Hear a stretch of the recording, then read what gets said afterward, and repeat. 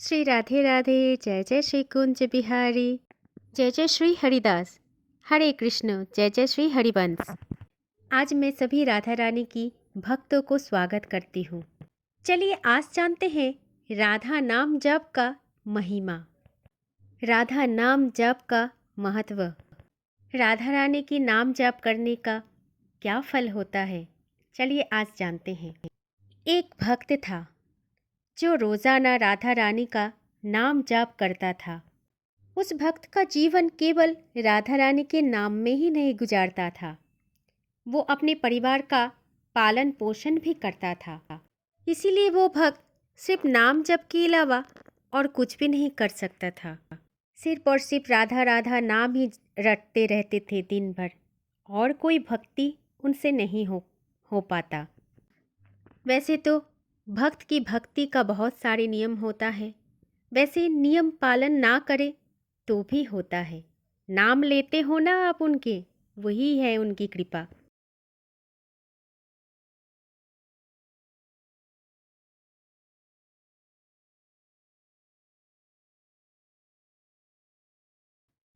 गुजारता था उसका दिन कि मेरी ये राधा नाम जाप क्या राधा रानी को प्रसन्न करेगी या नहीं करेगी। क्या मैं राधा रानी जी का भक्त बन पाऊंगा या नहीं बन पाऊंगा। यही प्रश्न दिन रात उसके मन में चलता था, और इसी कारण वो बेचैन होके रहता था हर समय। ऐसे ही चिंताग्रस्त रहते रहते उसका जीवन काल समाप्त हो गया। एक दिन उसका मृत्यु भी हो गया, और जब उसकी मृत्यु हुई तो उसने देखा कि उसने बहुत सारे पाप कर्म अनजाने में ही किए थे। दोस्तों, बहुत समय ऐसा होता है कि क्या हम सही कर रहे हैं, क्या हम गलत कर रहे हैं, इसका कुछ भी सुध बुध हमें नहीं होता है। कभी कभार तो ऐसे लगते हैं कि हम जो भी करते वो सही है, बाकी सब कुछ गलत है। लेकिन दोस्तों, जिस दिन हमारे विवेक जाग जाएगा, हमारी अंतरात्मा जाग जाएगा, उस दिन ही हमें अपने कर्मों में सही और गलत का पता भी चल जाएगा। और जब तक हमारी विवेक ना जागे, हम सही और गलत कर्मों का फर्क ना समझें, तब तक हम जो भी अनजाने में करते हैं उसमें कुछ ना कुछ पाप लग ही जाते हैं।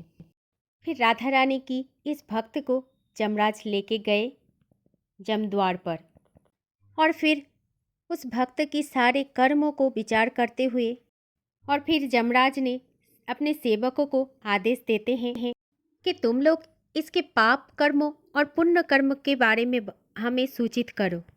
और फिर यमराज के आदेश अनुसार वो सब यमदूत ने ऐसा ही किया। और फिर यमदूतों ने देखा कि ये तो कलयुग से आया है और इसका पाप भी बहुत ज्यादा है।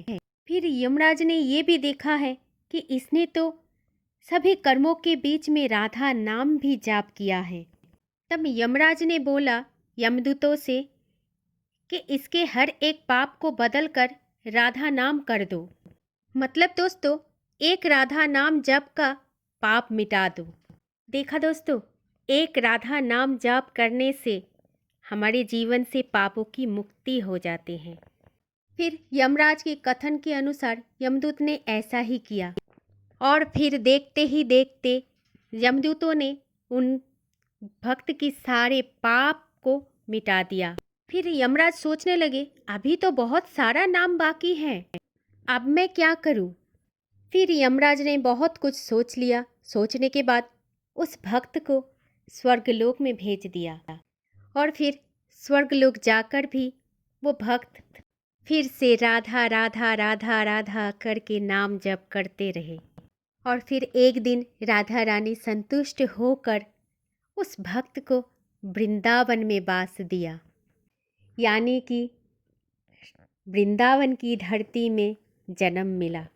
तो देखा दोस्तों, यही होता है श्री राधा नाम जाप करने का चमत्कार। सिर्फ चमत्कार नहीं, फल। भगवान कहते हैं ना, कर्म करते जाओ, फल तो मिलता रहेगा, उसकी चिंता मत करो। ठीक वैसे ही अगर राधा नाम जाप हम अनर्गल करते रहें तो उसका तो कुछ ना कुछ फल हमें मिलेगा।